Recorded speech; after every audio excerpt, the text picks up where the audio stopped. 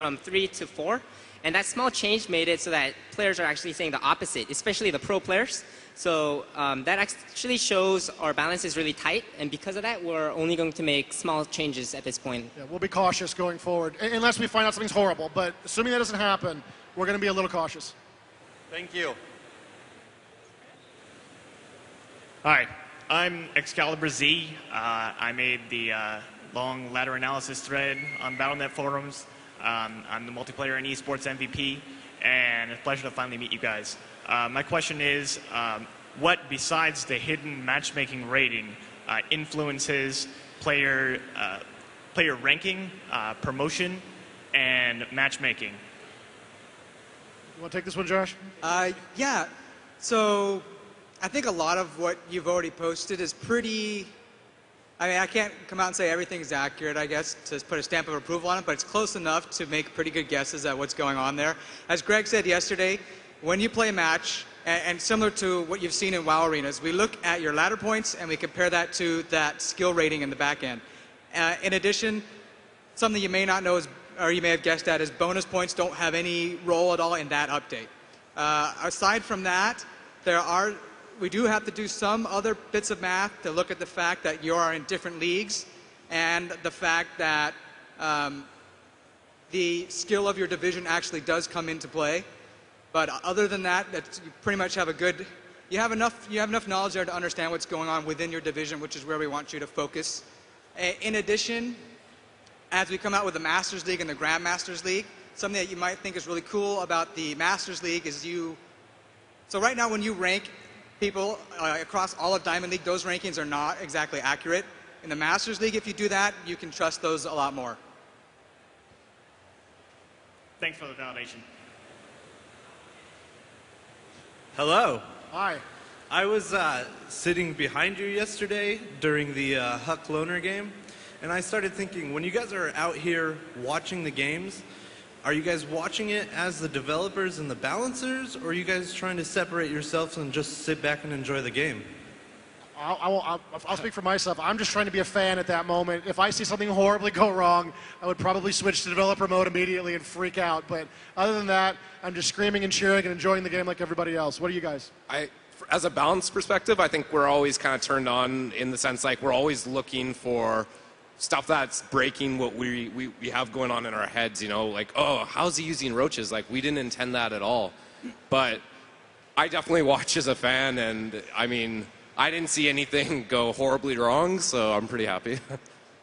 For me personally, I watch a lot of pro games. I not only watch all the major tournament games, but pros actually send us replays for us to watch as well.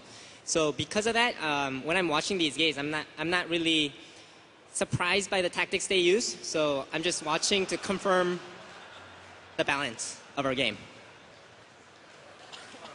And one quick one. When you guys are out on your...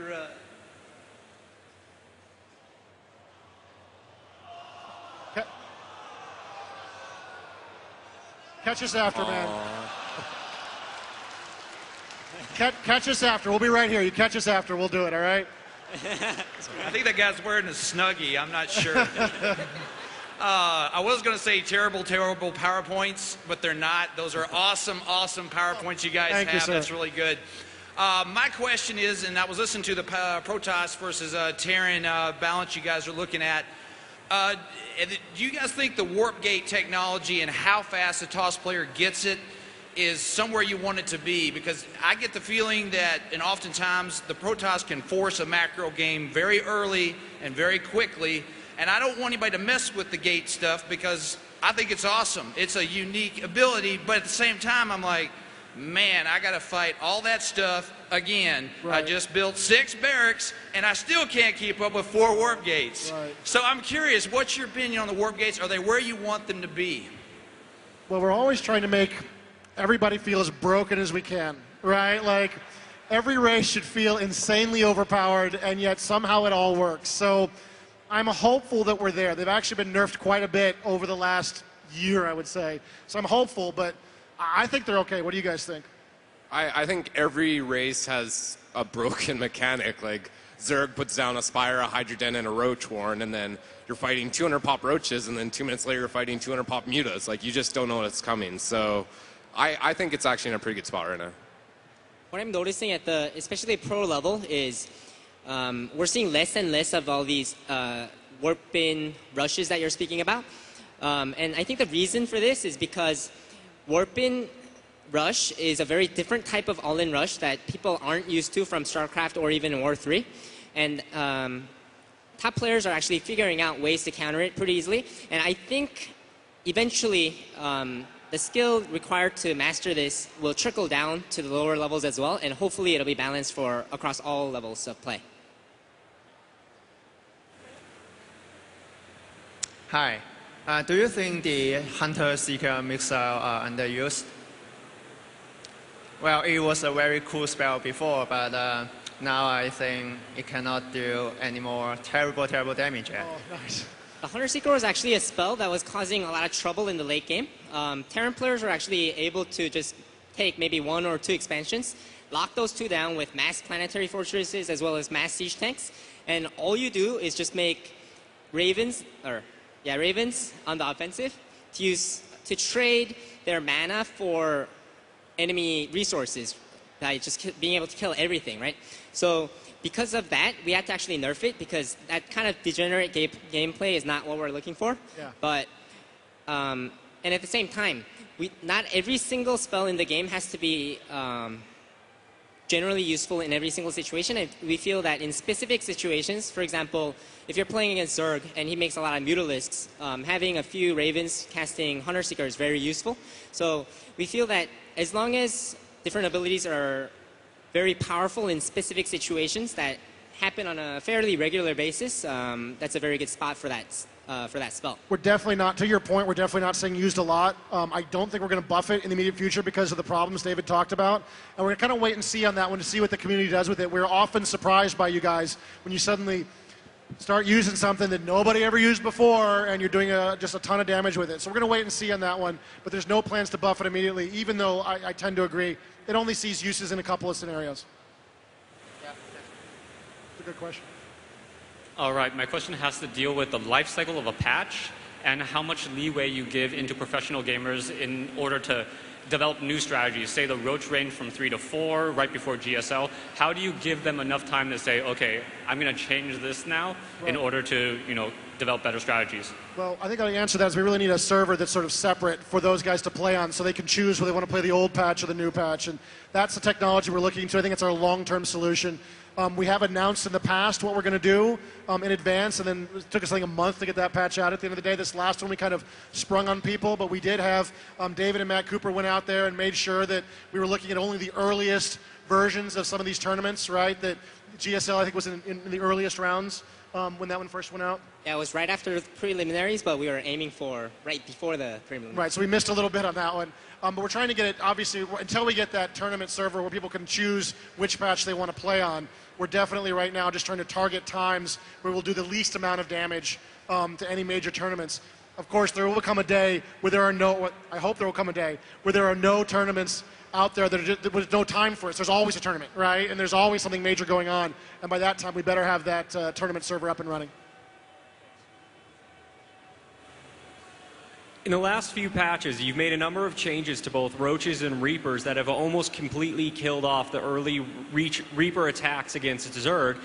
But do you think that might have been too hasty and not given the community enough chance to really figure out strategies to counter that? Because in the recent GSL, Fruit Dealer kind of showed a lot of Zerg players that we may be playing the race wrong, and this patch, or these series of patches, may have just been too hasty. Do you feel that way?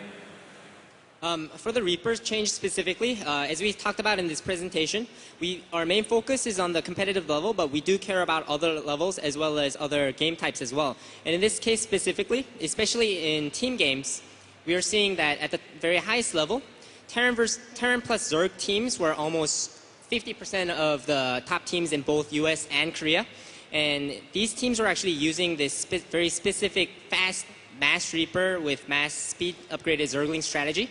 And if the number gets that high, if the number becomes I mean, 50% of the teams Just are out there dominant. are just And their win ratios were Yeah. insane, right? Like these guys could not be stopped. And actually, it wasn't even just at the highest levels of play. It was a lot of levels of play. 2v2 was just being trashed specifically by the Reaper.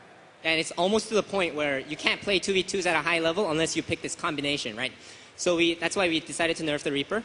And on the flip side, for one-on-one, we felt that there's too many opening options for the Terran before the opponents can actually scout them. For example, all these different proxies, such as Reaper proxy, double gate, double barracks, Marine, bunker rush, as well as like a fast Hellion push or even a drop, Banshees, Thor repair rush, all these options. So we actually wanted to limit these options.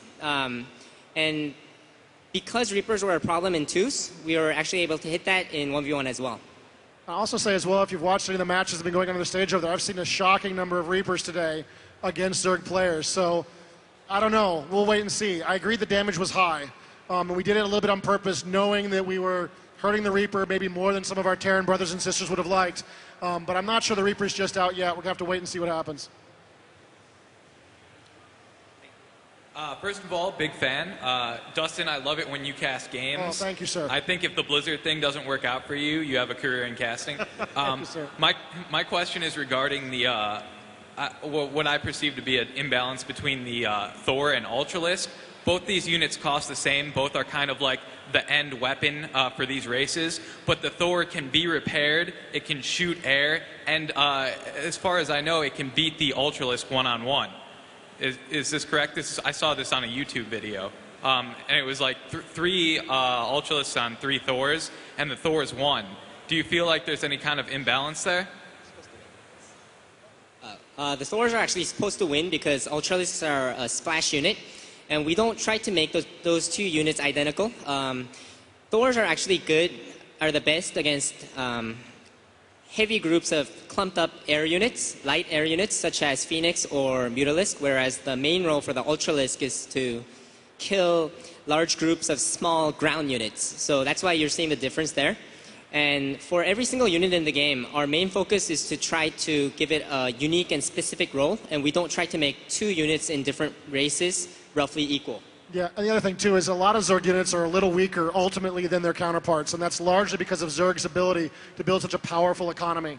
Zerg, in many cases, do need to engage with a larger force, maybe even a significantly larger force to be successful. And since the Zerg can also save up a huge amount of larvae, which was not the case in Brood War, you can often hit the opponent with a 200 pop army and follow it immediately with a 120 to 150 pop army, right, before he can even think about replacing his losses. And so that's sort of the strength of the Zerg. The Ultralisk doesn't need to win head-to-head against anyone. He's got 7 buddies with him. And that's what he wants to do, to sort of run over the opposition. Okay, thank you. We have time for about 1 or 2 more questions. Hey guys, I loved the Slayer's Boxer Fruit Dealer match last night. It was awesome. Awesome. When I was going home, I kind of thought to myself, hey, if Boxer was maybe spawned in cross-map locations, he might have done a little bit better. I was wondering, do you take stats that are relevant to player spawn locations? And I mean, I know kind of law of large numbers, maybe it kind of works itself out, but I couldn't help but think maybe that has some impact on the metagame. What do you think? It's a really great question. I don't know if we have those stats. I'm not certainly seeing them in my daily reports about the balance, but map balance is extremely real. Right? It's a big factor what's going on, and we could make the game perfectly balanced, I suppose, if we picked one map and never moved it from that. But we do want this versatility and variability in gameplay, so you do have to learn different matchups, not only by race, but also by spawn position. So we do create variable maps with different balance points on them, but we are in constant watch out for maps that sort of get a little too far off the line, right, where it's a little too easy for one race to have an advantage. We've actually recently cut a couple maps from ladder play, even though we love these maps, but specifically because there was just too many imbalances with specific matchups on those matches. We swapped other maps in. So, yeah, map can have a significant impact, and it's definitely one of the variables we watch when doing a lot of balance. Yeah, we do track, in those adjusted win percentages, we track an adjusted win percentage per matchup per map. And if that goes crazy, we could take a much closer look. When we were first looking at what type of stats to gather in order to make sure the maps were fair, I worked closely with the map designers, and I asked them, do you want on location, like location-based win percentage type stuff also? And they said, you know, that might be drilling down too far. But if we got into a situation where it was obviously favoring a race, then we could drill down more. Thanks, guys. Thank you. That's all the time we have today. Thank you for attending the StarCraft 2 multiplayer panel. Coming up here.